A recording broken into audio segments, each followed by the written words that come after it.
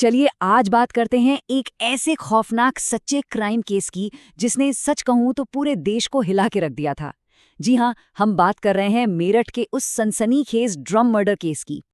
सोचिए, एक तरफ प्यार, एक प्रेम कहानी, दूसरी तरफ एक छुपा हुआ रिश्ता, एक सीक्रेट अफेयर और इन सब के बीच सीमेंट में जमी हुई एक लाश। ये कहानी है प्यार की, धोखे की और एक ऐसी भयानक साजिश की जो रिश्तों के सबसे काले, सबसे डरावने सच को सामने लाती है। चलिए इस पूरी गुत्थी को एक-एक करके सुलझाते हैं। तो कहानी की शुरुआत होती है एक खौफनाक खोज से। एक ऐसी खोज जिसने इस पूरे मामले को दुनिया के सामने लाकर रख दिया। बात है साल 2025 की और जगह है मेरठ। एक बिल्कुल साधारण सा दिखने वाला घर, लेकिन उस घर के अंदर एक बहुत ही भयानक राज, एक ऐसा राज जो किसी की भी रूह कंपा दे, वो छुपा हुआ था।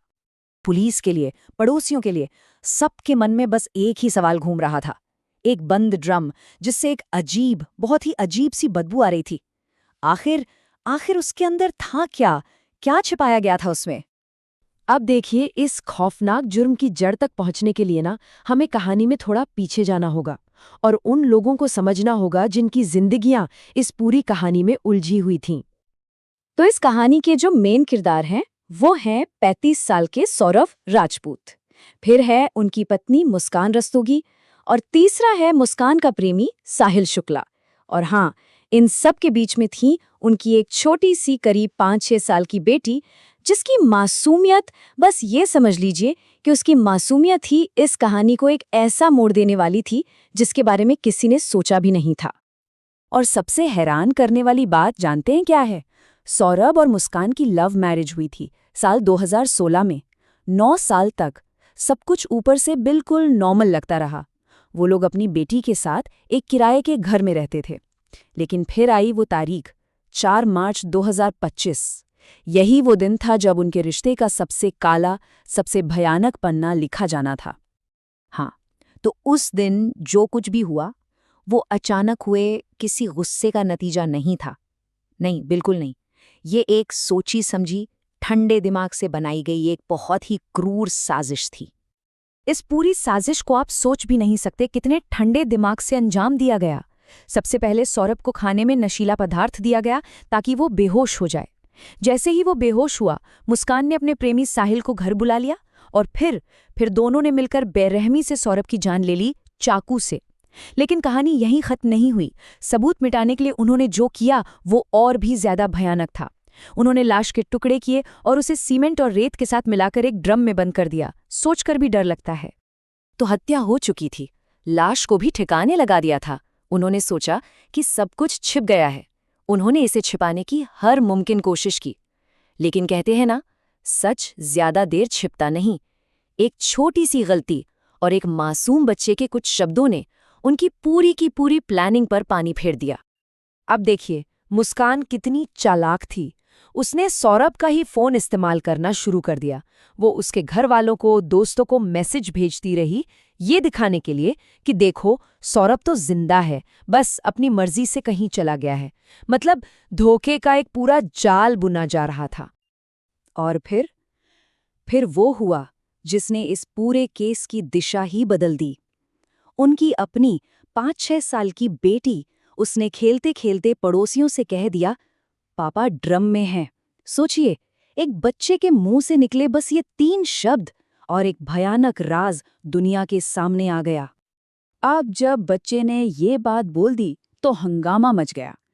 दबाव इतना बढ़ा कि मुस्कान अपने माँ बाप के सामने टूट गई और उसने सब कुछ कबूल कर लिया। और बस इसके फौरन बाद ही पुलिस ने मुस्कान और उसके प्रेमी साहिल दोनों को गिरफ्तार कर लिया। गिरफ्तारी तो हो गई, लेकिन अब पुलिस के सामने सबसे बड़ा सवाल था, क्यों? आखिर इतना भयानक कदम उठाने के पीछे वजह क्या थी, मकसद क्या था? तो जब जांच आगे बढ़ी तो एक के बाद एक कई परतें खुलने लगीं। सबसे पहली और सीधी वजह तो थी मुस्कान और साहिल का अफेयर। लेकिन बात सिर्फ इतनी नहीं थी। पता चला कि सौरभ मुस्कान की ड्रग्स की लत का विरोध करता था, और तो और पैसों और प्रॉपर्टी को लेकर भी दोनों में आए दिन झगड़े होते थे। और ये ड्रग्स वाली बात तब और पुख्ता हो गई जब मुस्कान के अपने पिता ने पुलिस को एक चौंकाने वाला बयान दिया। उन्होंने बताया कि उनकी बेटी ने उनसे कहा था, मैं ड्रग्स के बिना नहीं जी सकती। सोचिए, ये शब्द एक बाप के लिए सुनना कितना मुश्किल रहा होगा। ये दिखाता है कि परिवार अंदर से कितना टूट चुका था। अच्छा, शुरुआत में एक और एंगल सामने आया था। जब साहिल के कमरे की तलाशी हुई ना, तो वहां से ड्रैगन के स्केच और कुछ अजीबगरीब सामान मिला। तो मीडिया में बातें होने लगी कि शायद ये कोई काला जादू या तांत्रिक मामला है। लेकिन पुलिस ने अपनी फाइनल जांच में इस थ्योरी को पूरी तरह से खारिज कर दिया। उनका साफ कहना था कि हत्या की असली वजह पर्सनल थी, अफेयर, पैसा और नशा। तो ये सिर्फ एक और क्राइम स्टोरी नहीं है। नहीं, इस केस ने हमारे समाज पर, हमारे कानून व्यवस्था पर एक बहुत ही गहरा असर छोड़ा। इस केस की गंभीरता का अंदाजा बस इस एक बात से लगा लीजिए, पुलिस ने जो चार्जशीट फाइल की वो 1000 से भी ज्यादा पन्नों की थी। 1000 पन्ने, ये दिखाता है कि जांच कितनी डिटेल्ड और गहरी थी। तो आखिर ये केस इतना जरूरी क्यों है? देखिए, ये केस हमें रिश्तों के उस स्याह पहलू से रूबरू कराता है जिसके बारे में हम कभी सोचना भी नहीं चाहते। इसने फोरेंसिक एक्सपर्ट्स के सामने भी एक बहुत बड़ी चुनौती खड़ी कर दी थी कि सीमेंट में बंद लाश से सबूत कैसे निकालें। और इसका सामाजिक असर वो तो इतना ज्यादा था कि त्योहारों के पंडालों तक में इस घटना की झांकियां बनाई गईं। इससे पता चलता है कि इस केस ने लोगों को अंदर तक कितना हिला दिया था। और इस अपराध के बाद मुस्कान के अपने परिवार ने भी उससे मुंह मोड़ लिया। उन्होंने साफ साफ कह दिया कि वो उससे सारे रिश्ते तोड़ रहे हैं और उसे किसी भी तरह की कोई कानूनी मदद नहीं देंगे।